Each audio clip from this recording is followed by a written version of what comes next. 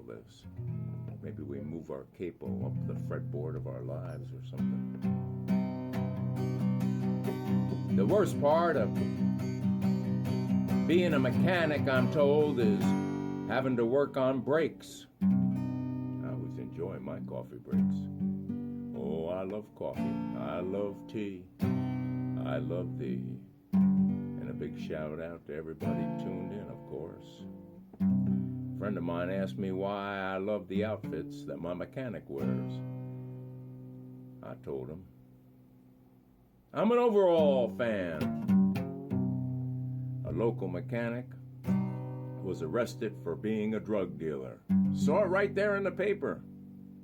And I was a customer of his for 4 years. I never knew he was a mechanic. Then I get to wondering, how is Columbia not a superpower? I mean, they produce all the coca leaves and the coffee. Well, they tell me I landed a part-time job in a movie. It's a movie about drugs and drug dealers. Trouble is, I only have one line. Sleep is my drug.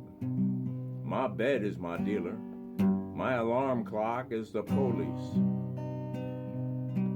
Heaven, purgatory, and then comes H-E double toothpicks. But I'm here, standing here, getting ready to get down on my knees at the crossroad of my blues. I was doing something before I was doing that, and never mind all that. I was sitting here thinking about the memories as we were listening to Bob Wills and Simon, Paul Simon. Memories. At 2, I can remember sticking bobby pins in light sockets, making sparks. By kindergarten, I used to love to eat that paste. I think it was made with flour. By 4th grade, I was playing with the rubber cement. I enjoyed the ethers, you might say, before I graduated to junior high. Yeah. There I was sort of addicted to constructing plastic model cars and enjoying the whiff of that Tester's cement. They make that anymore? I wonder, probably not. And then in high school, and I do emphasize the word high school, constructing balsa wood airplanes. Now, I remember the best part was doping the tissue paper on the wings of the fuselage, and all those pretty colors and all those hues of the paint. I always loved the smell. When we go to the service station back in the 50s, I'd stick my head out of that rear view window and get a nice snootful of that distilled gasoline. Before they learned how to crack it so many times, it had an entirely different smell, more like grease. Oh, a boy grows up, and then he firmly plants his feet on Mahogany Ridge.